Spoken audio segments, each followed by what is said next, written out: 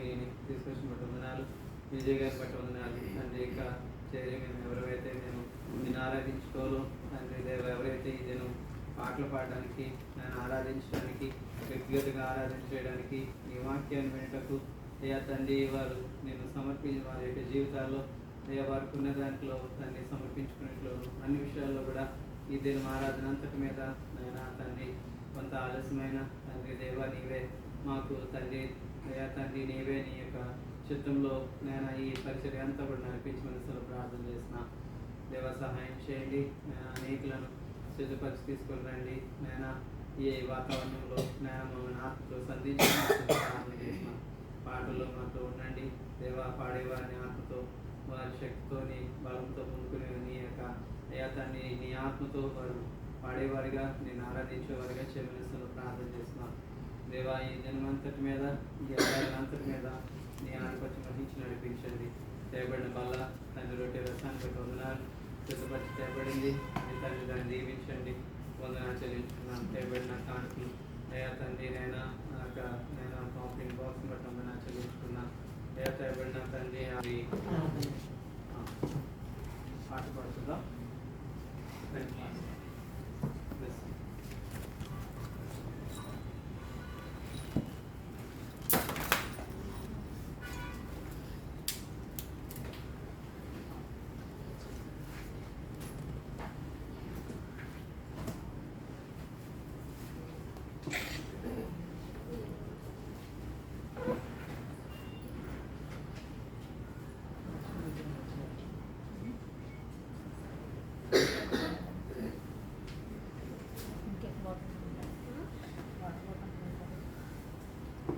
హల్లెలూయా. మనందరికీ వచ్చిన పాట 14వ పాట, యెహోవా నా బలం అనుకుంటూ అందరం చప్పట్లు కొడుతూ అతను దేవుని నామం స్తుతిద్దాం. యెహోవా నా బలమా యథార్థమైనది నీ మార్గం, పరిపూర్ణమైనది నీ మార్గం. యెహోవా నా శత్రువులు నన్ను చుట్టినను, నరకపు పాశములరి కాటి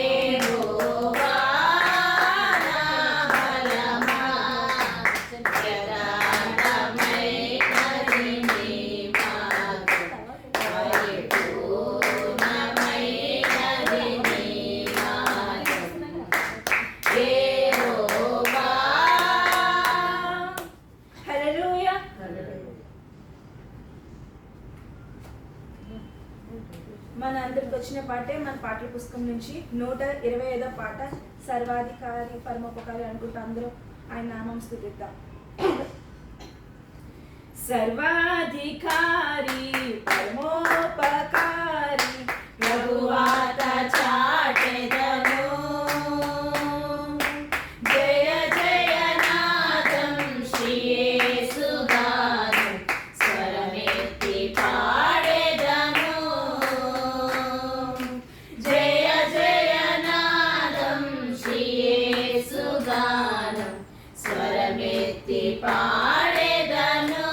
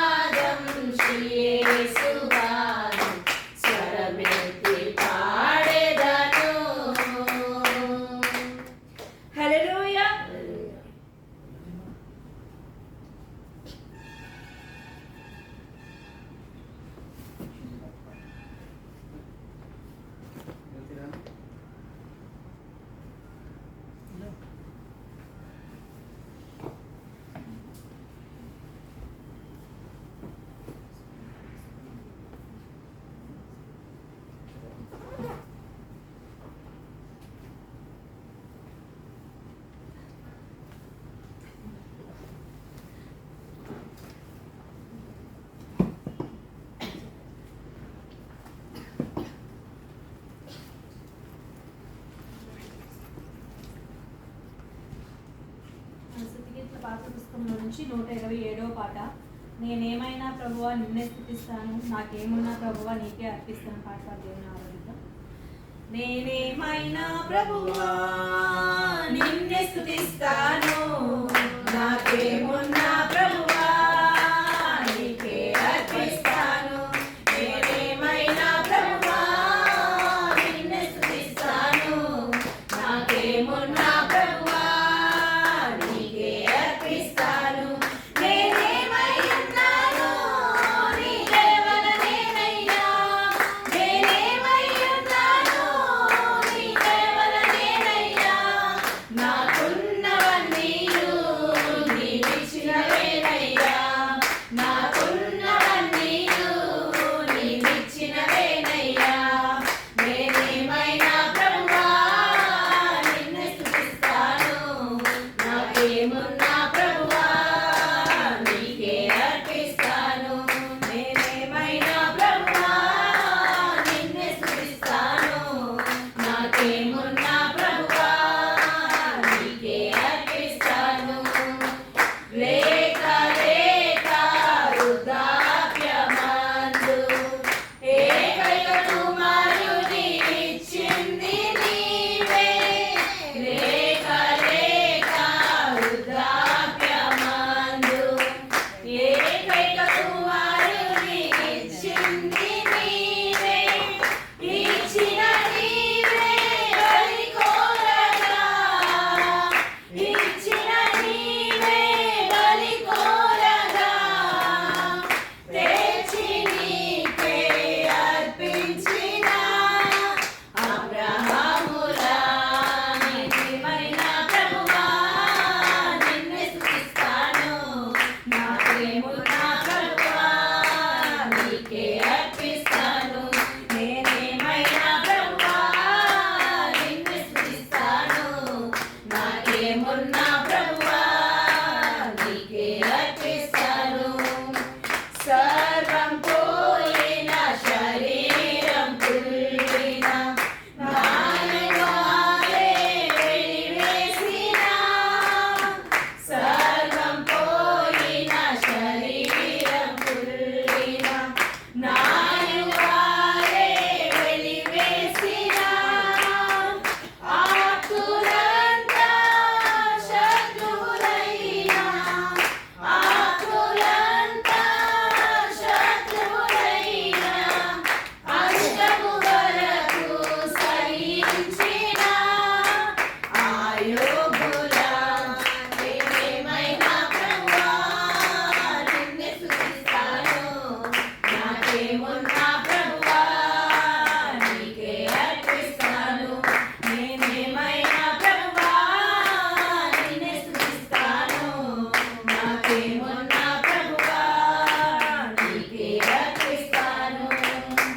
నా మటుకైతే బ్రతుకుట క్రీస్తే, చావైనా అది నాకెంతో మేలు. నా మటుకైతే బ్రతుకుట క్రీస్తే, చావైనా అది నాకెంతో మేలు. ఇదిగో నేను ఉన్నానయ్యా, ఇదిగో నేను ఉన్నానయ్యా. దయతో నన్ను దయకొనుమయ్యా నా యేసయ్యా. నేనేమైనా ప్రభువా నిన్నే స్తుతిస్తాను, నాకేమున్నా ప్రభువా నీకే అర్పిస్తాను. నేనేమైనా ప్రభువా నిన్నే స్తుతిస్తాను, నాకేమున్నా ప్రభువా నీకే అర్పిస్తాను. నేనేమై ఉన్నాను నీ దయవలనేనయ్యా, నేనేమై ఉన్నాను నీ దయవలనేనయ్యా. నాకున్నవన్నీయు నీవిచ్చినవేనయ్యా, నాకున్నవన్నీయు నీవిచ్చినవేనయ్యా. నేనేమైనా ప్రభువా నిన్నే స్తుతిస్తాను,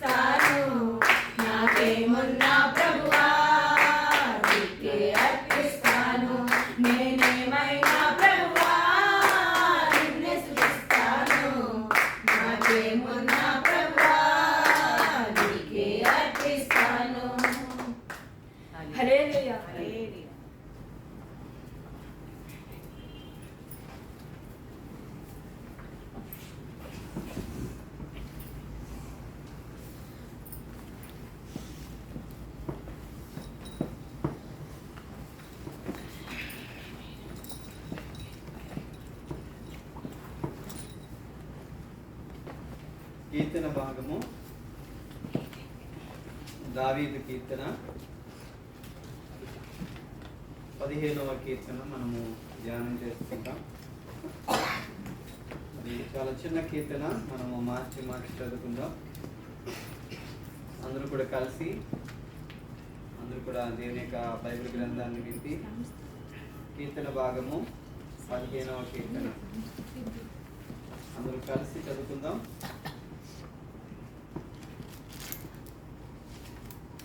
బైబిల్లో ఉన్న వారందరూ కూడా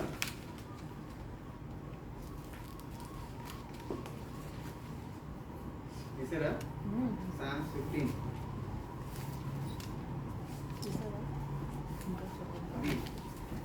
తీసారా?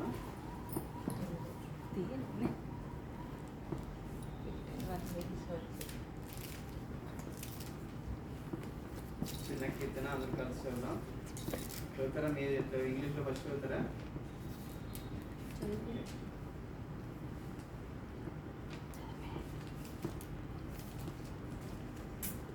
కీర్తనలు 15వ కీర్తన మార్చి చదువుకుందాం. యెహోవా, నీ గుడారములో అతిథిగా ఉండదగిన వాడెవడు?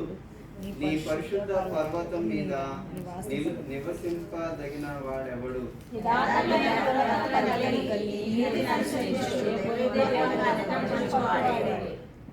అటివాడు నాలికతో కొండెములాడడు, తన చెలికానికి కీడు చేయడు, తన పొరుగు వాని మీద నింద మోపడు.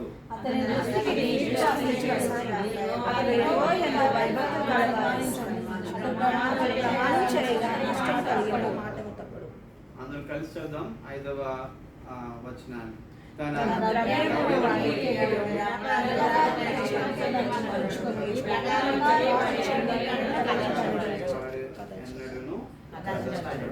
దేవుడు తన పరిశుద్ధ వాక్యము దీవించుగాక. మరి ఇక్కడ దావీదు కీర్తన, మరి మన మధ్యలో ఈ 15వ కీర్తనలో మనకి ఒక ప్రత్యేకమైన విషయాలు మనకి బోధిస్తుంది. కీర్తన మనము ఈ ఎగ్జార్టేషన్లో మనము కీర్తన ధ్యానం చేస్తున్నప్పుడు ఈ కీర్తన భాగంలో దేవుడు కొన్ని విషయాలు మనకు బోధిస్తూ ఉన్నాడు. 15వ కీర్తనలో గుడారము చెప్పండి, ఏంటది? గుడారం. మరి యెహోవా నీ గుడారము అంటే దేవునికి కూడా ఏమున్నదండి? దేవునికి కూడా గుడారం ఉంది. మరి అందుకని ఇక్కడ మరి కీర్తనాకాడు ఏమన్నంటే, యెహోవా నీ గుడారములో అతిథిగా ఉండదగిన వాడు ఎవడు? అంటే దేవుని గుడారంలో అతిథిగా, మనము అతిథి దేవోభవ అంటారు. మరి అతిథి నమస్కారము అంటారు. అతిథుల్ని మనం ఏం చేయాలి? మరి ఆ పూర్వీకులు మరి అతిథుల్ని ఎక్కువగా గౌరవించేవారు. మరి ఇంగ్లీష్లో మనం చూసినట్లయితే స్ట్రేంజర్స్ అంటారు. ఇక్కడ మరి కీర్తనకాడు ఏమంటాడంటే, నీ గుడారములో అతిథిగా ఉండదగిన వాడు ఎవడు? అంటే దేవునికి ఏముంది? ఆయన యొక్క గుడారం ఉంది. మరి అతిథి అనేవారు ఎవరునంటే మనమే ఆయనకి అతిథులమై ఉన్నాం. అంటే ఇక్కడ ఏమన్నాడంటే, నీ గుడారంలో అతిథిగా ఉండదగిన వాడు ఎవడు? నీ పరిశుద్ధ పర్వతం మీద నివసింపదగిన వాడు. అతిథి తర్వాత నివాసము. అతిథిగా వచ్చేవారు ఎంతకాలం ఉంటారు? మహా అయితే ఒక 2-3 రోజులు ఉంటారేమో, లేదంటే 10 రోజులు ఉంటారేమో కష్టం మీద. కానీ దేవుని దగ్గర నివసించేవారు ఎంతమంది అంటే, ఎంతకాలము నివసించగలం అంటే ఎంతకాలమైనా ఉండగలం. అయితే ఇక్కడ దేవుని యొక్క పరిశుద్ధమైన బైబిల్ గ్రంథంలో మొదటి వచనం ఈ విధంగా చెప్పబడుతుంది. 2వ వచనం చూసినట్లయితే, యథార్థమైన ప్రవర్తన కలిగి నీతిని అనుసరించు హృదయపూర్వకంగా నిజము పలుకువాడే అంటున్నాడు. అంటే ఎవరు ఉండగలరు? ఎవరు నిలవగలరు అంటే యథార్థంగా ప్రవర్తన కలిగి నీతి అనుసరించి హృదయపూర్వకంగా నిజము పలికేవారే పైన ఉంటారు. అతిథిగా ఉండదగిన వారైనా మరి ఆ యొక్క పరిశుద్ధ పర్వతం మీదైనా మరి ఆ యొక్క నివసింపదగిన వారు ఎవరన్నా ఉన్నారంటే వారే ఉండగలరు. ఎవరంటే దేవుని యొక్క మందిరంలో, దేవుని యొక్క గుడారంలో అతిథిగా ఉండాలంటే నీకు ఉండవలసిన క్వాలిటీస్ ఏంటంటే యథార్థత ఉండాలి, తర్వాత యథార్థమైన ప్రవర్తన కలిగి నీతి అనుసరించాలి. యథార్థత ఉండాలి, నీతి కూడా మనకి ఉండాలి. హృదయపూర్వకంగా నిజం పలకాలి. అంటే నిజం పలుకుతారు అందరూ కూడా కదా, అందరూ నిజమే చెప్తారు, కానీ హృదయపూర్వకంగా నిజం పలికివాడే అంటున్నాడు. ఆ 3వ వచనంలో అటివాడు నాలుకతో యథార్థంగా నీతిగా హృదయపూర్వకంగా నిజం పలికేవాడు. అటివాడు ఎలా ఉంటాడో ఇక్కడ లక్షణాలు చెప్తున్నాడు.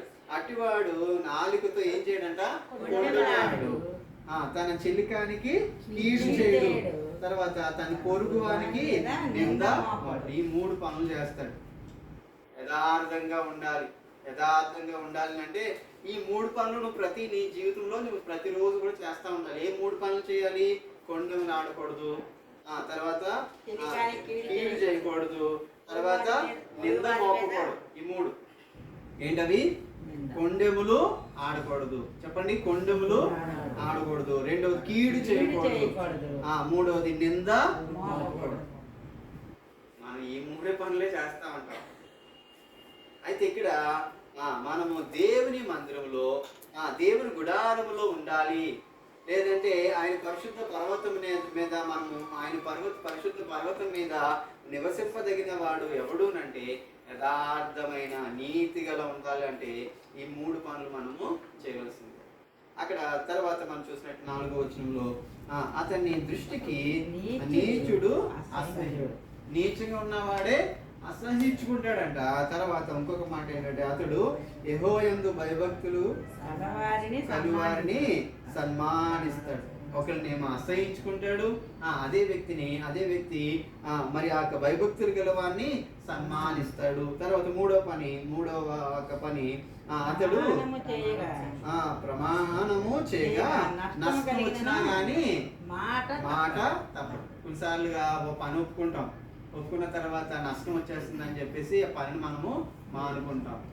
అయితే ఇక్కడ యథార్థంగా నీతిగా ఉన్న ఈ వ్యక్తి ఏం చేస్తాడంటే మనం కూడా అటువంటి యథార్థంగా నీతిగా మనం ఉన్నట్లయితే ఈ 3 అతడు అని మాట్లాడుతున్న మాటలు ఏవైతే ఉన్నాయో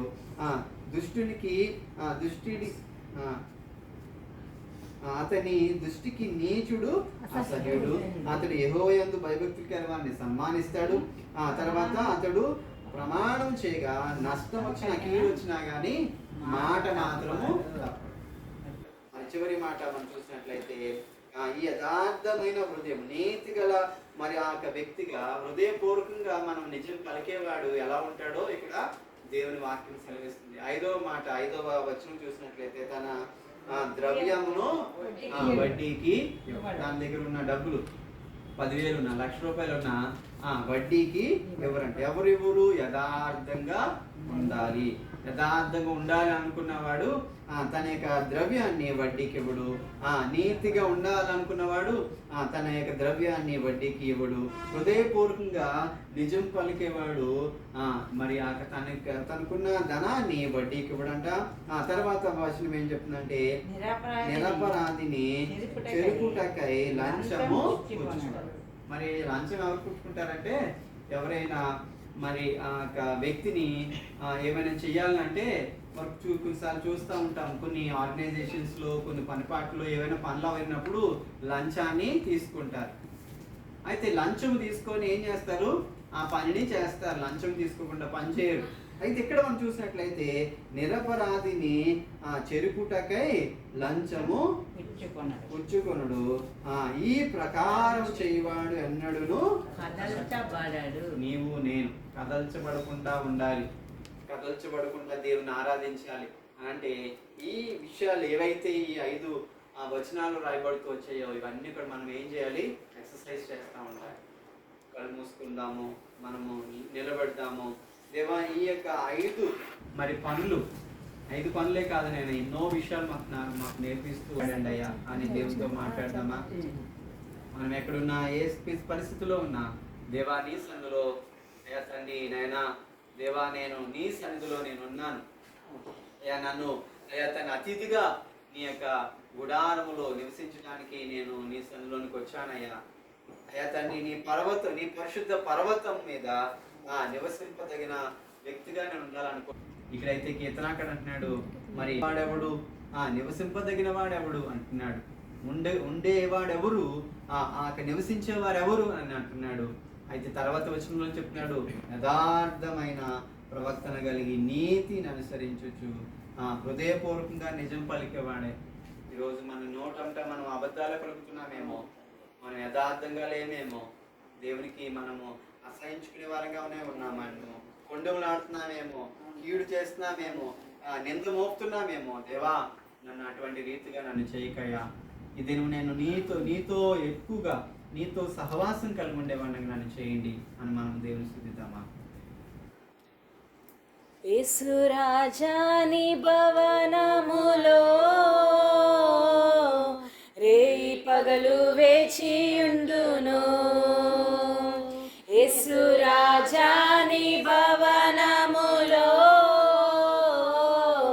రేయి పగలు వేచియుండును. నిన్ను స్తుతించి ఆరాధింతును. నా చింతలు మరచెదను. నిన్ను స్తుతించి ఆనందింతును. నా చింతలు మరచెదను. ఆరాధి పవనములో నీ పగలు వేచియుందును. యేసు రాజాని భవనములో రేయి పగలు వేచియుందును. నా బలమా నా కోట ఆరాధనా నీకే. నా బలమా నా ఆరాధనా నీకే. నా దుర్గమా ఆశ్రయమా ఆరాధనా నీకే. నా దుర్గమా ఆశ్రయమా ఆరాధనా నీకే. ఆరాధనా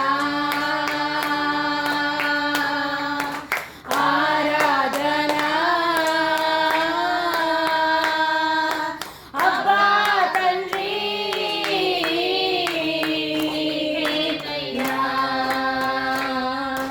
ఆరాధనా ఆరాధనా అబ్బా తండ్రి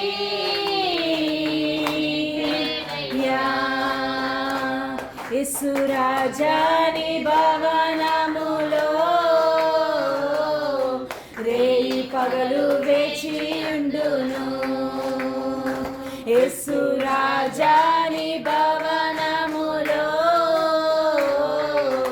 రేయి పగలు వేచియుండును. నా బలమా నా కోట ఆరాధనా నీకే. నా బలమా నా కోట ఆరాధనా నీకే. నా దుర్గమా ఆశ్రయమా ఆరాధనా నీకే. నా దుర్గమా ఆశ్రయమా ఆరాధనా నీకే. ఆరాధనా ఆరాధనా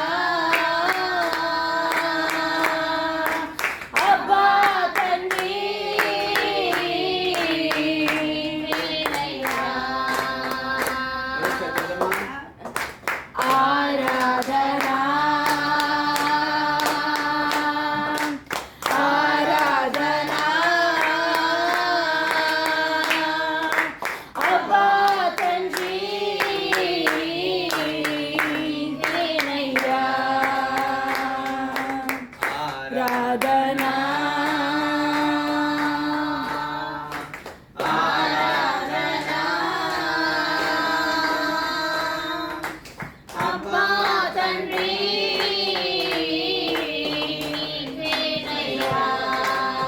మరొకసారి ఆరాధనా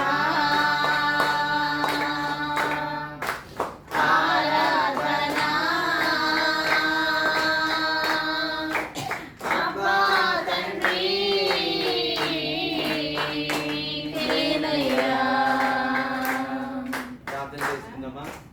ఇంతవరకు మనం నేర్చుకున్న దేవుని యొక్క వాక్య భాగంలో నుండి ఇవా నేను యథార్థంగా నేను ఉండాలి, నేను నీతిగా ఉండాలి, హృదయపూర్వకంగా నిన్ను నిజం పలికేవాడిగా నేను ఉండాలయ్యా.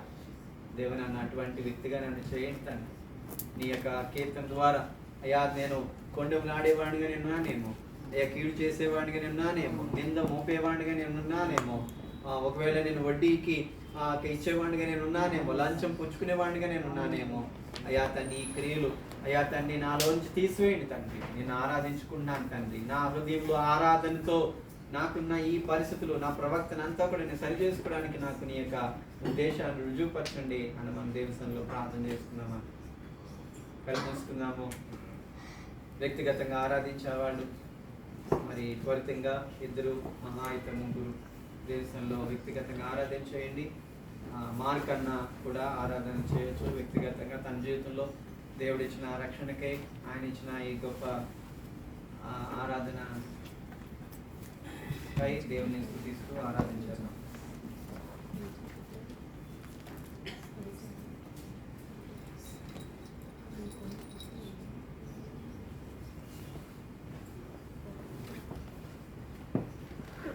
చేయండి.